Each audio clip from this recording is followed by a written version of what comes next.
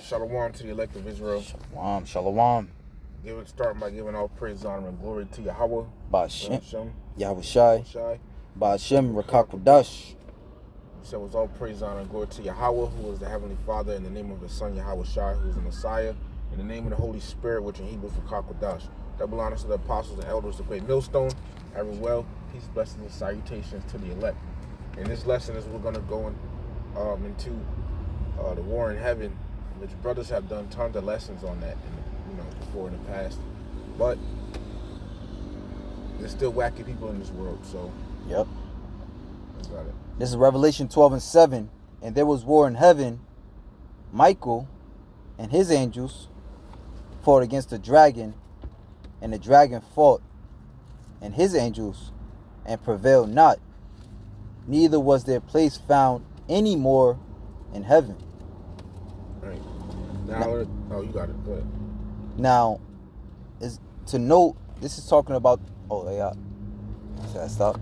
Nah, it's still going. All right, bet. To note, this is talking about the last days. Case in point is Michael is ready to come back and fight for Israel in the book of Daniel, the 12th chapter, which is speaking on the last days. As a matter of fact. Let me get it. Yeah, Daniel 12:1. But this is the book of Daniel. And by the way, Salakia, because my phone has low battery. If this recording stops, just go to this brother's page, which is GMS Watch and Pray. The rest of it is going to be on there.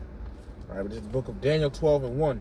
And at that time shall Michael stand up, the great prince. And by the way, Michael in Hebrew is Maya Ka'ala, meaning who is like the Most High.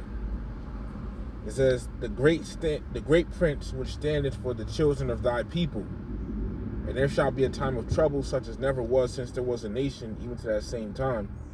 And at that time thy people shall be delivered, everyone that shall be found written in the book. Right? And we know that the deliverance is going to come at the end. Everybody should know that. Right. You know, that shouldn't take much explanation. So it says, and there was war in heaven, and Michael and his angels, so Michael being an angel of God, as well as the other angels of God, fought against the dragon, and the dragon fought and his angels. Now, when you read up, right, it speaks on the dragon, all right, how the dragon was wroth with the woman, and she persecuted the children of Israel. I'm sorry, let me just read it real quick. So lucky. I got it. All right. This is Revelation 12,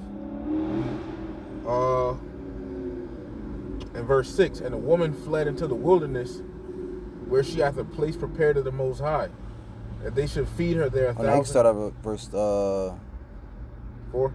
Yeah. Revelation 12:4. And his tail drew the third part of the stars of heaven.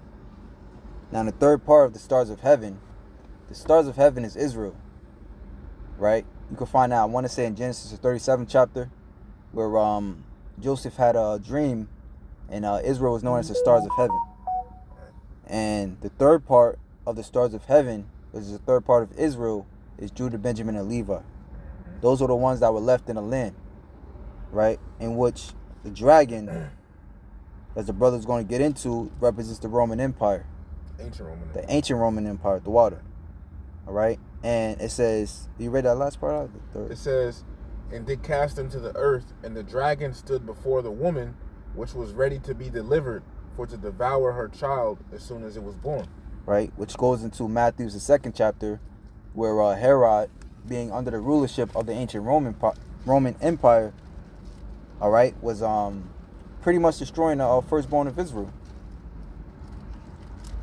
That's also known as the killing of the innocents. If you look at that term up on Wikipedia, you're gonna find a whole bunch of white babies and whatnot. Quick precept. Yeah, you got it. Matthew 2:13. And when they were departed, behold, the angel of the Lord appeared to Joseph in a dream, saying, Arise and take the young child and his mother, and flee into Egypt, and be thou there until I bring thee word, for Herod will seek the young child to destroy him. That's the dragon standing before the woman ready to devour her child as soon as it was born. Mm-hmm. And then remember, all throughout the book of Revelation, right? Because you saying, well, how could this be talking about the end if the dragon was talking about the ancient Roman Empire? Because all throughout the book of Revelation, it speaks on how Rome will fall and then be revived. You know, so Rome will come back in the end as America. So Revelation 12:5, and she brought forth a man-child who was to rule all nations with a rod of iron, and her child was caught up unto Yahweh into his throne. You know, and we just give you a synopsis. You know, for more understanding, you could look up a breakdown of Revelation 12, Revelation 13, Revelation 20. You know, the book of Revelation, which was brother GMS, was it GMS Milk? Various GMS pages have the breakdowns. Right. And it says she brought forth a man-child, Yahushai, and she, you know, it can mean Mary. You know, she also going to, because talked about a woman clothed with the sun and moon on her feet, had a crown of 12 stars. So the nation of Israel, Yahushai came out of the nation of Israel. He's ours. Okay, he's one of us. And this next part cuts you Christians. It says, who was to rule all nations with a rod of iron. That's telling you what he's going to do when he comes back. He didn't do it when he was here. So that cuts Christians. How does God love everybody? His son is going to rule all nations with a rod of iron. Then it says that her child was caught up unto Yahweh into his throne. Because when Yahushua left, a chariot came and picked him up and took him back up to the spirit world. Acts 1:9-11. Let me keep reading.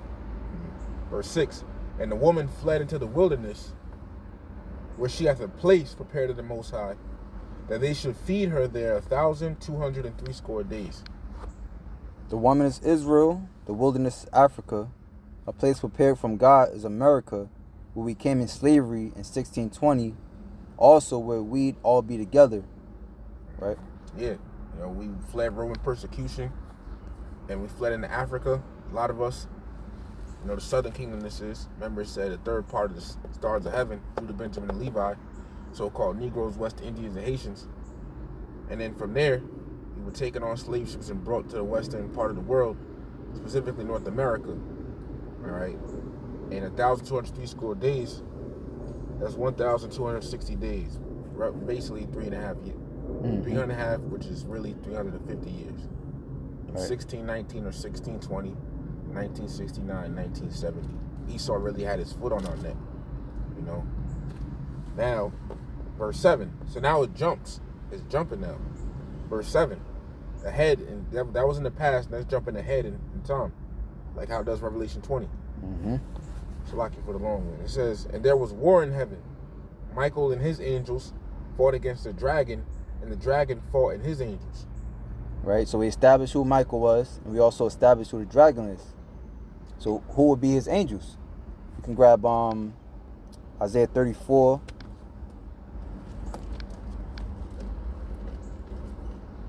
And start at the top, read down to 2. Isaiah chapter 34, starting in verse 1. Actually, you can read down to 3. It says, come near, ye nations, to hear, and hearken, ye people. Let the earth hear, and all that is therein, the world, and all things that come forth of it. For the indignation of Yahweh is upon all nations, and his fury upon all their armies. Right? So, remember that the dragon, being Rome or America today, has armies. You know, again, when you go into the understanding of Rome,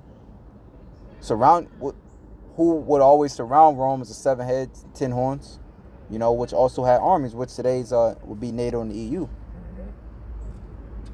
Yeah, you get Revelation 8 and 13 real quick, just to further prove about talking about an angel, right? 8 and 13. It says, and I beheld and heard an angel flying through the midst of heaven, saying with a loud voice, woe, woe, woe to the inhabitants of the earth, by reason of the other voices of the trumpet of the 3 angels which are yet to sound. We know woe, woe, woe is talking about the 3 world wars to take place on the earth. Now, you go to Revelation 9, just read verses 11 and 12. It says, and this is regarding Revelation 9, verses 1 through 11 regards the First World War. All right, a quick background. Got it. And they had a king over them, which is the angel of the bottomless pit, whose name in the Hebrew tongue is Abaddon, but in the Greek tongue his name is Apollyon. One woe is past, and behold, there come 2 woes more hereafter. Right. One what was passed. That what we just read in verse 11 is regarding World War One. It's like, I'm gonna say the words right there. Just the word king. In Revelation 9 and 11. Right. Because people normally think an angel is just, when people hear the word angel, they think about, you know, for example, like Michael, Gabriel, Raphael, you know. But angel doesn't always have to be that. All right. Another quick precept while the brother gets that. Okay. Actually, no, you got it. You said which word? King. Oh, okay. It says they had a king over them, right? You got it. It says leader of the people, prince, commander, lord of the land, king. Right. So this king, it also referred to him as an angel, right? And by the way, since it's World War I, it's talking about Kaiser Wilhelm II, who was the emperor over Germany. You see? So, and they refer to him as angel. So an angel can be referred to as a man. So when we read Revelation 12 and 7, it talks about the dragon fought, and his angels is talking about the military, the troops. You know, when Yahushua comes back. I got one more for you. Revelation 16 and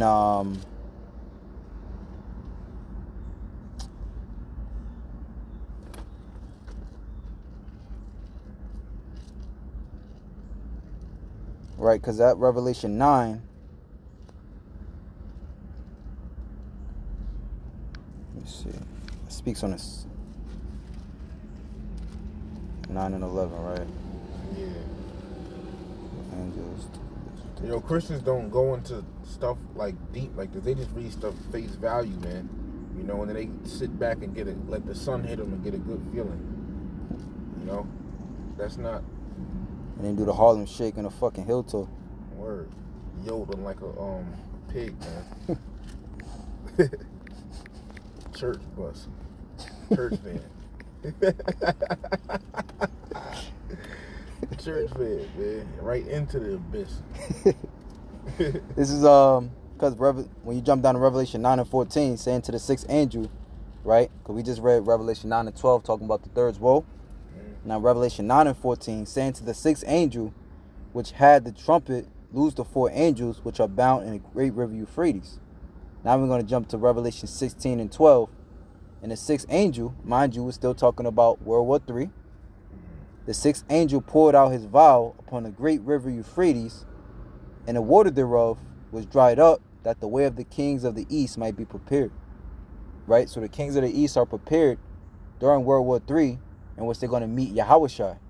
Right? So again, going back to Revelation 12 and 7, Michael and his angel, all right, which Michael is going to be with Yahushua.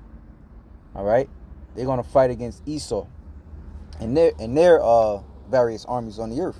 Because remember, and like the verse said, you know, dragon is America. You know, well, it's like the dragon is the Roman Empire, but Roman Empire is coming back to America.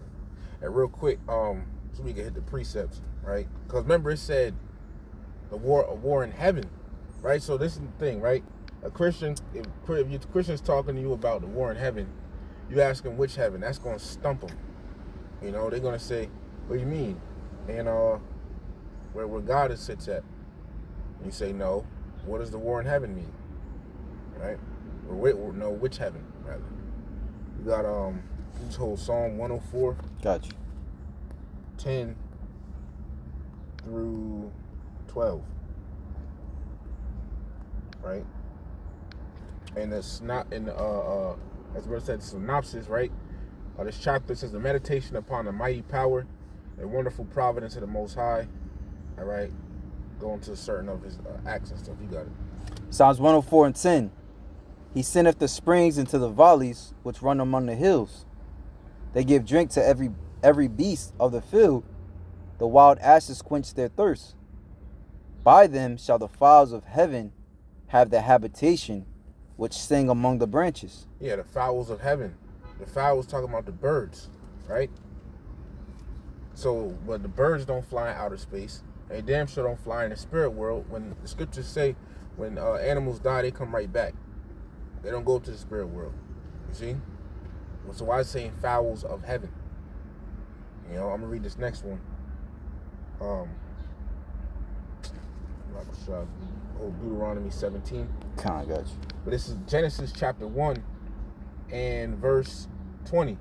And the power said, let the waters bring forth abundantly the moving creature that hath life. Right? And this is the 5th day, aka the 5,000-year creation. Right?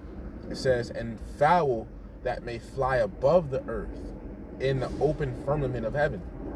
And it's talking about, you know, above, and the birds flying above the ground in the open firmament of heaven. The birds don't fly out of space. They fly throughout what? The air, in our atmosphere. You see? In our atmosphere, man. Okay? You know, so heaven, so we established that, right? Heaven is talking about our atmosphere. Then the brother got this one right here. It said verse 12. Verse 2 and 3. Oh, 2. Okay, bad. It says, Deuteronomy 17 and 2. If there be found among you within any of thy gates, which Yahweh thy power giveth thee, man or woman, that have wrought wickedness in the sight of Yahweh thy power, and transgressing his covenant, and have gone and served other gods, and worshipped them, either the sun or moon, or army of the host of heaven, which I have not commanded, Right. or any of the host of heaven, which I have not commanded. And the sun and moon are in outer space. But that's another heaven up there. You see, and of course, as we know, there's also the heaven the Heavenly Father dwells at. Right, that's the third heaven. Exactly. So we got the heaven the Most High is in, then you got outer space, then you got our atmosphere, all referred to as heavens. So what is the one in Revelation 12 and 7 talking about? When Yahweh Shai returns. Because how is he going to return? By the clouds of heaven. You know, the UFOs are going to be in the air. It only makes sense in the dragon, you know, talking about Esau and his angels, the troops. Mm-hmm. If they're going to fight him and he comes back in the air, the only way they're going to be able to fight him is if they go up in the air. You see? You're going to have to. He's in the air. So it's not talking about an angel in, you know, the spirit world, you know, like Satan rolled up with a gang or something on the Most High. That's not what it's talking about. You got something? Then I got something real quick. Yeah.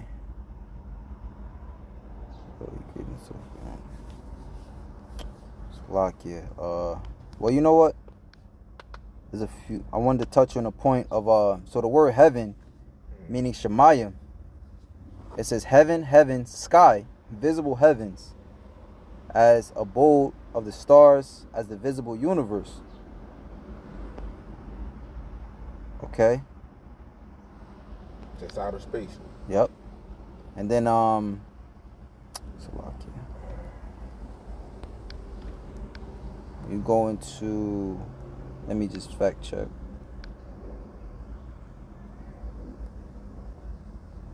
Right. So Shemayim meaning heaven or of the waters.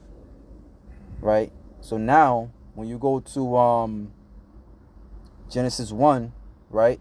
And mind you, Genesis 1 and 2 talking about when the Lord and the angels, because that word God means Elohim, which is plural for angels, right? When they created the earth, this is what amongst the things that they did.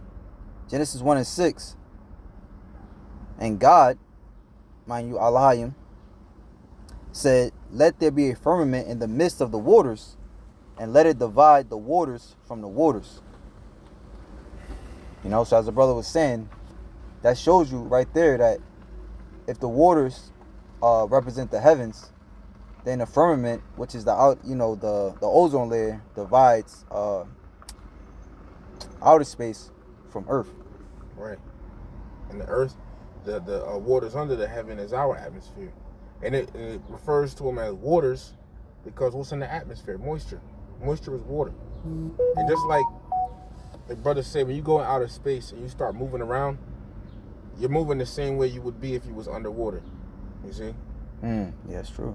You know, but that's, you know, so that So that outer space atmosphere is waters, Shemaim, but also called what? Heaven. You see? So there's that on that, man.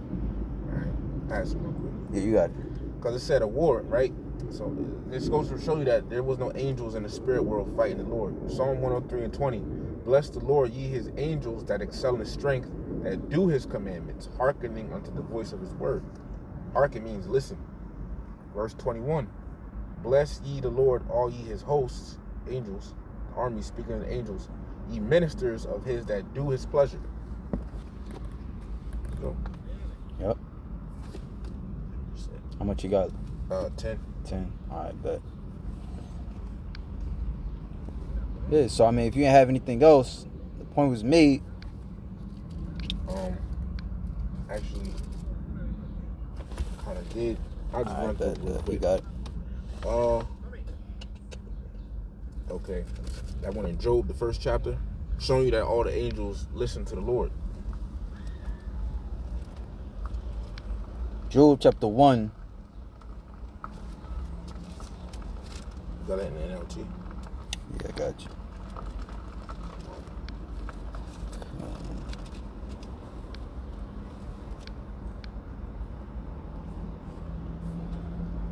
Job's first test. Job chapter 1 verse 6 in the NLT. It says, one day the members of the heavenly court came to present themselves before the Lord, and the accusers of Satan came with them. And the accuser, Satan, came with them. So we'll read it again. One day the members of the heavenly court came to present themselves before the Lord, and the accuser, Satan, came with them. Where have you come from? The Lord asked Satan.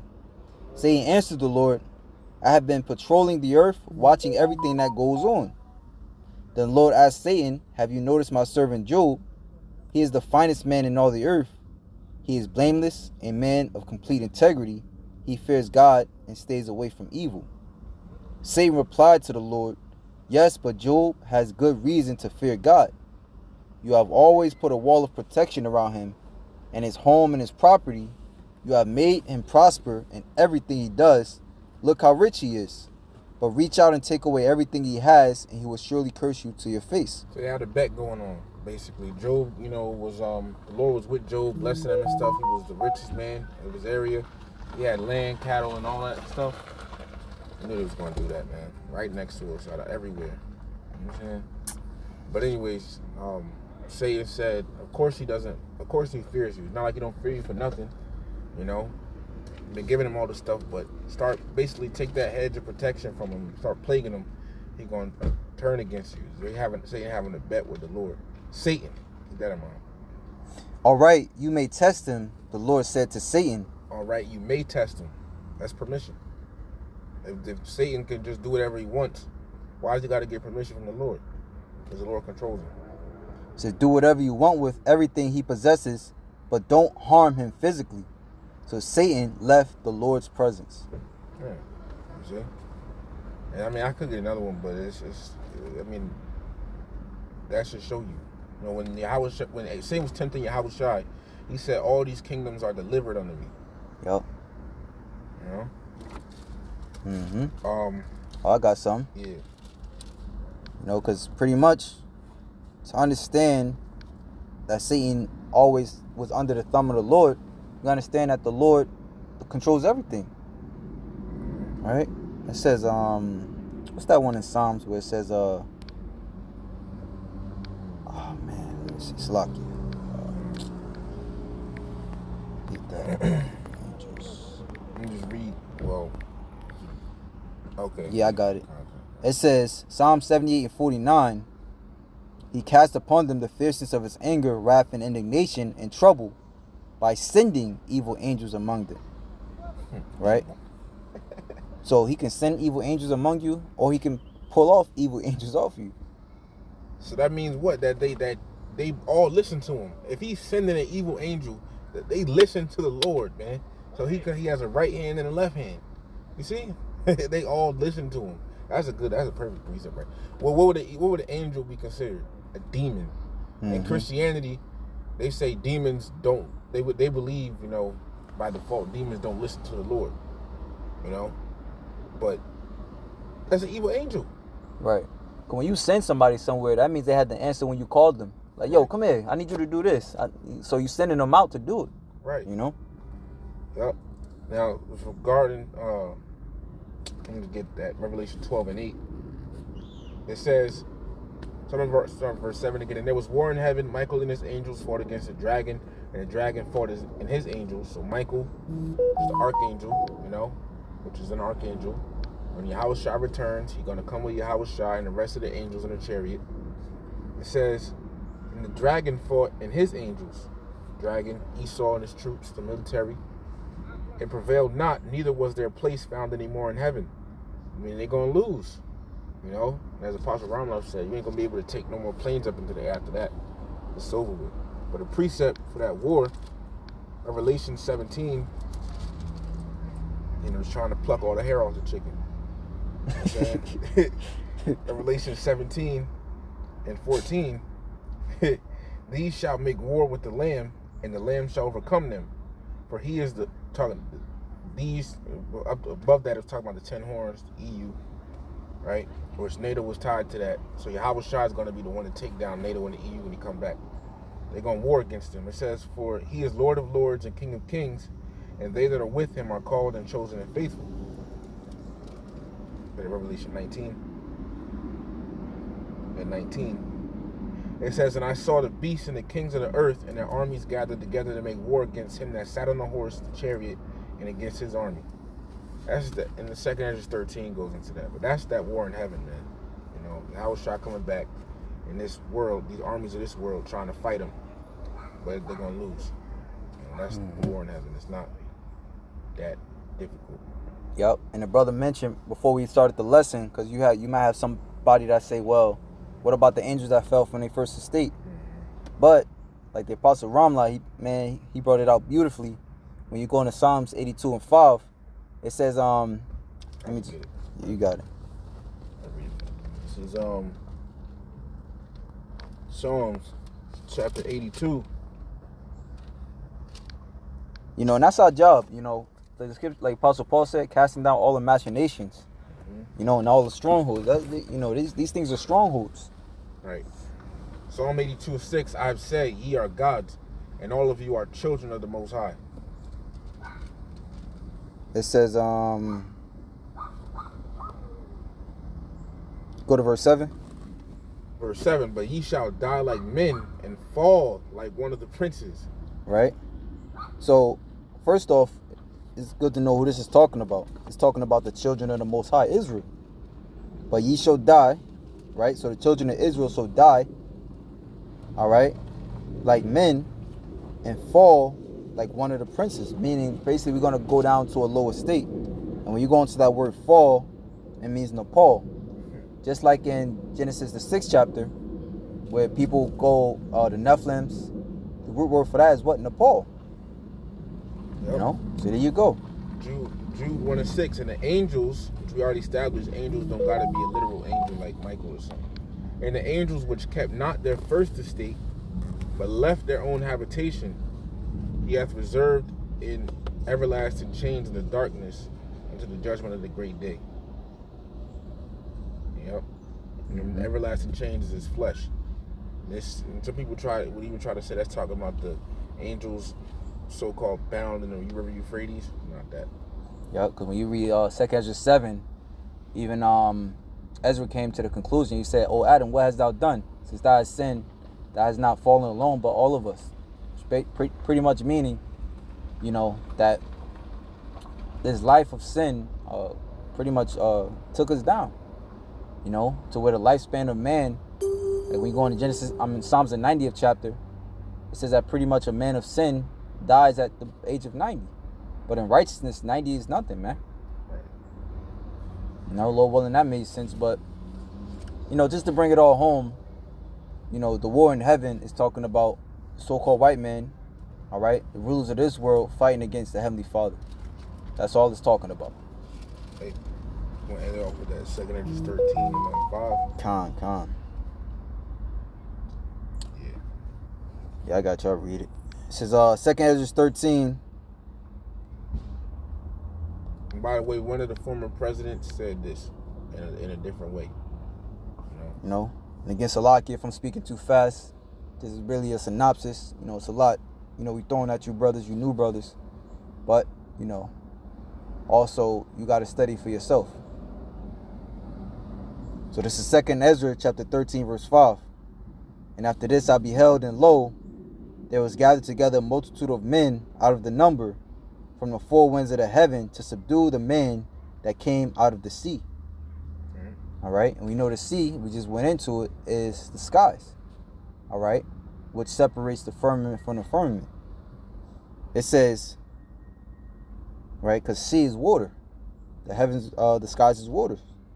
And behold, and I beheld, and lo, he had graved himself a great mountain and flew up upon it. He is Yahweh. And I would have seen the region or place whereof the hill was graven, and I could not. And after this I beheld, and lo, all they which were gathered together to subdue him were sore afraid, and yet durst fight.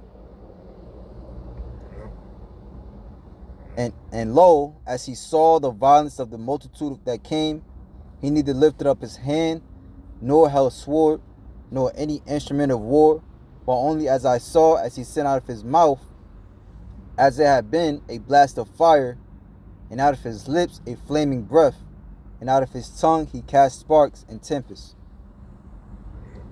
Meaning in other words, he sent out laser beams from the chariots.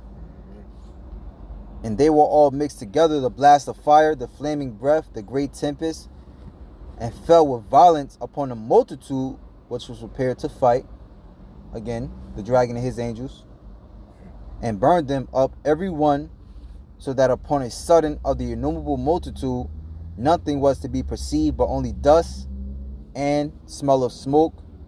When I saw this, I was afraid. All the war in heaven is, and you see how it's going to end. So, yeah, so with that, you know, Lord willing, you Akim and Akwaf were edified. Want to give all praise, honor, and glory to Yahweh, Ba'ashem, Yahweh Shai, Ba'ashem, Rakakwadash, for allowing us to do another lesson. Double honors to the elder apostles and the elder bishops of Great Millstone for being faithful witnesses to the Holy Spirit. Salutations to the elect. Shalom.